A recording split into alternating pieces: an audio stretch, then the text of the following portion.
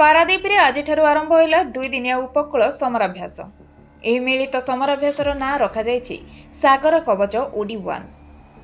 ଏହି ମିଳିତ ସମରାଭ୍ୟାସରେ marine police, coast guard, naval, ବନ ବିଭାଗ, ମତ୍ସ୍ୟ ବିଭାଗ, ଗୁଇନ୍ଦା ସଂସ୍ଥା ଭଳି ଏକାଧିକ ବିଭାଗ ସାମିଲ ହୋଇଥିବା ଜଣାପଡ଼ିଛି। ଉପକୂଳ ସହିତ ଜଳପଥରେ ମଧ୍ୟ କଡ଼ା ପ୍ରହରା ଦିଆଯାଉଥିବା ବେଳେ ପାରାଦୀପର ପ୍ରତିଟି ଜାଗାରେ ଚେକିଂ କଡ଼ାକଡ଼ି ଭାବେ କରାଯାଉଛି। ଜଳପକ୍ଷ ଦେଇ ସ୍ଥଳଭାଗକୁ କିପରି ଶତ୍ରୁପକ୍ଷ ପ୍ରବେଶ ନ କରିପାରିବେ ତାହାକୁ ନେଇ ଚାଲିଛି ଏହି 2 ଦିନିଆ ସମରାଭ୍ୟାସ।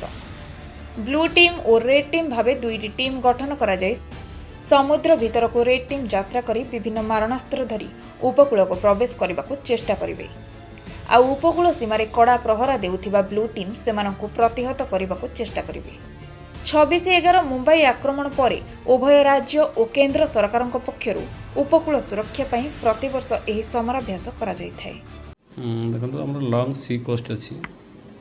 ଲଙ୍ଗ୍ ସି କୋଷ୍ଟରେ ସିକ୍ୟୁରିଟି ବା ରଖିବା ପାଇଁ ଠିକ୍ସେ ଅନୁପ୍ରବେଶକାରୀମାନଙ୍କୁ ରୋକିବା ପାଇଁ ଗୋଟେ ସାଗର କବଚ ଏକ୍ସରସାଇଜ୍ କରାହେଉଛି।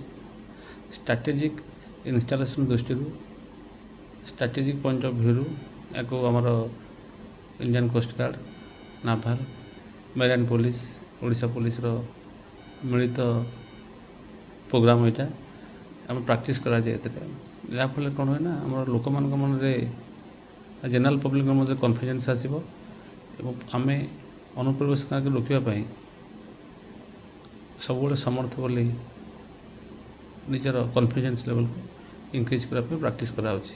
କେତେ ଦିନ ଧରି ଚାଲିବ? ଏହା 2 ଦିନ ଧରି ଚାଲିବ, 20 ତାରିଖ ଏବଂ 21 ତାରିଖ। କେତେ ନିୟୋଜିତ ଅଛନ୍ତି? ପ୍ରାୟ ଆମର ସମୁଦାୟ 3 ପ୍ଲାଟୁନ୍ ଫୋର୍ସ ନିୟୋଜିତ ଅଛନ୍ତି, କିଛି ଅଫିସର ମଧ୍ୟ ନିୟୋଜିତ ଅଛନ୍ତି। ଜେନେରାଲି କୋଷ୍ଟାଲରେ ରହିବା କଥା, କୋଷ୍ଟାଲ ସିକ୍ୟୁରିଟି ପଏଣ୍ଟ ଉପରେ ଏଇଟା ରହିବା କଥା। ଭାଇଟାଲ୍ ଇନଷ୍ଟଲେସନ୍ ଅଛି, ପାରାଦୀପରେ ଡିଫେନ୍ସ ଇନଷ୍ଟଲେସନ୍ ଅଛି, ପ୍ରାକ୍ଟିସ୍ ଜରୁରୀ ଅଛି, ତେଣୁ ଏଇଟା କରାଯାଉଛି। ଜଗତସିଂହପୁରରୁ ଭାନୁଶଙ୍କର ରାଉତରାୟଙ୍କ ରିପୋର୍ଟ, ଓଡ଼ିଶା ଏକାମ୍ର ଲାଇଭ୍।